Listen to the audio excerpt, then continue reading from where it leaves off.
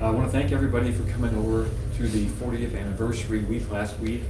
We had a lot of guests and had a lot of fun with patients, and it was a really fun week.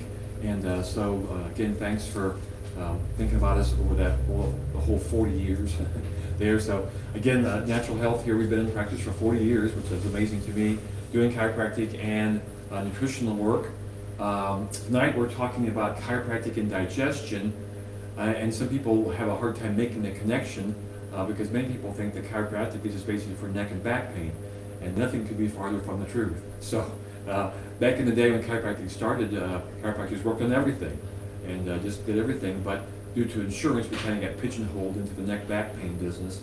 But what chiropractic does, and Dr. Chip will talk a lot more about that, is get the nervous system to work. I'm going to talk a little bit more about the autonomic nervous system and the parasympathetic nervous system particularly, because that's the system the body really needs to have up as it works on digestion. And that's really how chiropractic helps the body, by getting the nervous system to work correctly.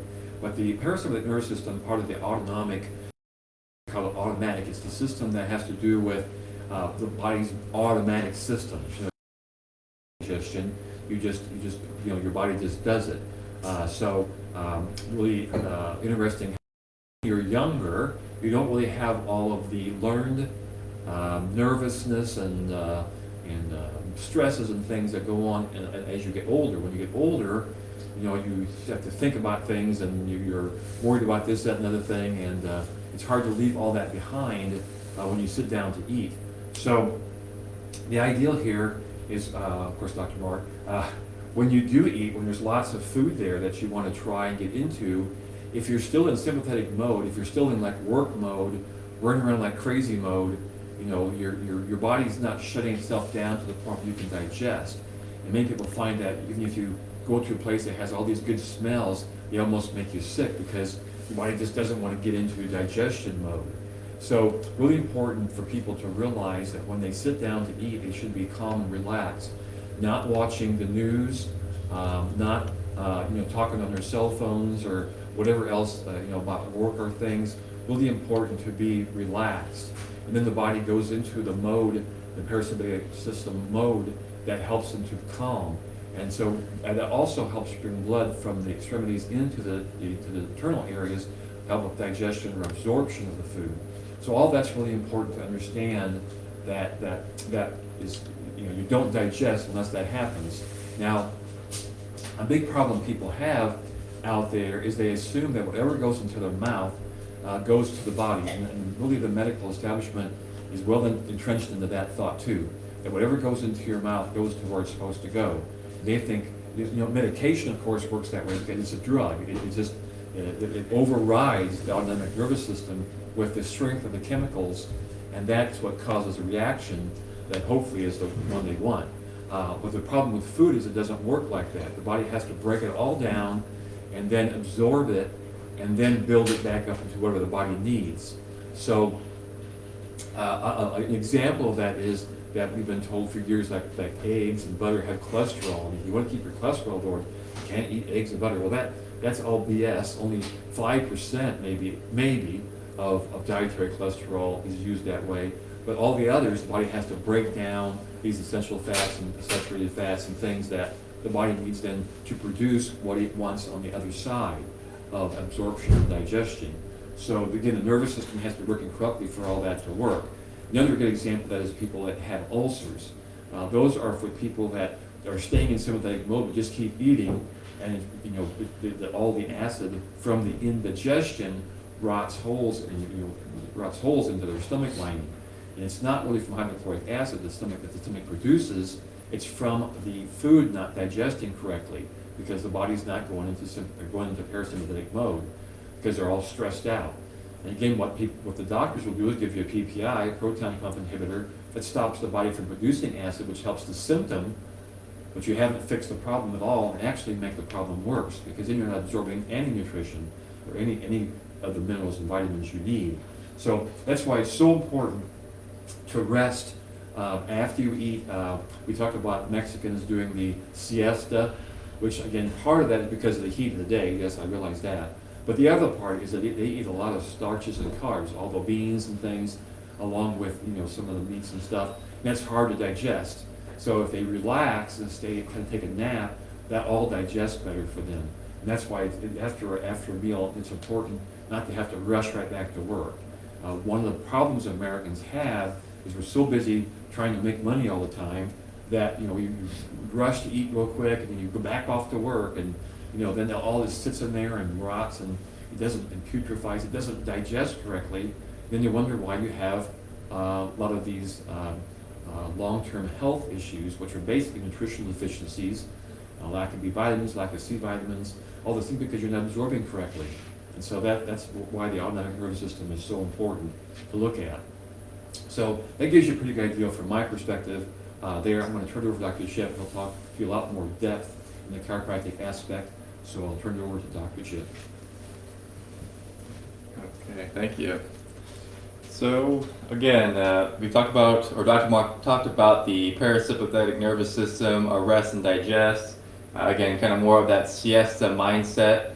Again, like the Mexican people, Spanish people, all that. Again, that is a cool or a good, a pastime for that opportunity to be able to rest and help the body to digest. Again, I'm Dr. Chip, and we'll go ahead and keep covering the digestion here. So in the chiropractic set, or you'd say viewpoint, that when our body is aligned well, our body is balanced, we're able to function properly. Our bodies are able to function properly. So when the segments of the spine are adjusted well, again, this is one way to see things, is that the nerves can flow properly to not only the arms, legs, the muscles, all that too, but also our digestive organs, all the organs of the body. And so when it's very well balanced out, we're able to function properly. Now again, that is optimal because you want to make sure that the brain is communicating with the rest of the body. And so again, like we said, is that not only does our nervous system have a big important play in a lot of different areas, including our muscle activity, but also all the little organs of the body, the glands, the blood vessels, everything there too. And you can see is that this is a pretty general picture of everything. But when our brain is able to communicate, this thing here, you can see it's a big old brain, a good little picture, general art there. But again, it kind of sits up in our heads there. You can see is that when our brain is able to communicate with our body well, then we're able to get the correct signaling to those organs, especially our digestive tract. Now, when something is unbalanced or out of alignment or anything like that, then the messages cannot get there properly. And so again, that is very crucial because we want to make sure that you would say the messages are getting there to promote good digestive systems there. Now, like we said, is that when we are getting fueled up to eat different foods, again, resting, all that, our brain is, you would say, digesting plenty new information from our environment. And why it does that is because it wants to know what is going on in our environment. And it wants to know what is going to happen. So in you would say, a survival state, one that if you would say our environment is threatening, or threatening in life there, then it wants to make sure that we are geared up to run or flee, fight, or hide. Again, that is the opposite of our parasympathetic system. This is much more known as the sympathetic nervous system. And again, these systems are not both good or bad, they're just more of an opportunity to adapt to our environment. So when our brain is functioning properly, we're responding to our environment properly. We're responding and not reacting to the environmental stimulus. And so our brain is receiving information from 5 senses. You say your sight, your smell, your taste, your touch, and your hearing. So again, say if you were eating food and you heard a firecracker, what sounded like a gunshot, well, immediately your brain will go into this sympathetic drive to think, okay, am I needing to, again, run? Am I needing to hide? Or am I needing to gear up to fight? So what it does is it starts to move blood from our digestive tract, our core, and it goes to the extremities, our bigger muscles, so that we're able to adapt to our environment. Now again, like we said, that is important because we cannot be in that mode at the same time we need to digest our foods and then eat our foods too. So again, that is our reasoning why we want to make sure our brain and body are getting the correct signals, not only the communication from our spine, from all the nerve endings from the brain to the body, but also just the actual stimulus that the brain is receiving from its environment. Because again, all that messaging, all that signaling is going to all these different organs, these different systems, these vessels, these ligaments, tissues, all the cells of the body. And when we're unbalanced or not in coherence, then that is a very hard thing for us to be able to you could say adapt to that. So again, like we said, is that digestion is important. We need to be able to digest our foods properly, and when we can't, we're not able to have the necessary building blocks, nutrients from that food to be able to sustain vital functioning of our body, but to actually help build those proteins to help build our bodies too. Now, again, we want to make sure is that we are in that state, and that the siesta, the nap, it's giving us an opportunity to relax, to be at ease, to make sure that our brain and body are at a good mode there. But again, like Dr. Mark said too, is that if we're in the hustle bustle all the time, if we're work and not play at all, then that makes us kind of be in this sympathetic overdrive state. And again, it doesn't have to be that there's a life-threatening situation. It doesn't have to be a tiger in the room, a gunshot or anything like that. It can be actual little things that could either worry us, annoy us, anger us, frustrate, anything like that. And so when that happens, again, our brain has to be able to switch off and come back.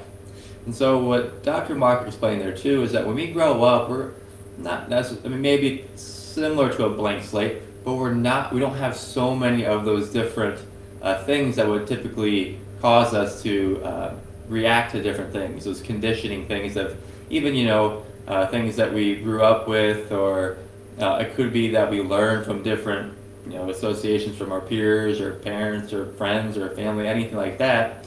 But it doesn't really matter. We just want to make sure we're getting back to that balanced state. And so when we're kids, we get to have that, that fun, joyful nature, that, lackadaisical, you could say, but again, carefree. It's like that childlike mind. And there's, plenty of references from, different books and all that.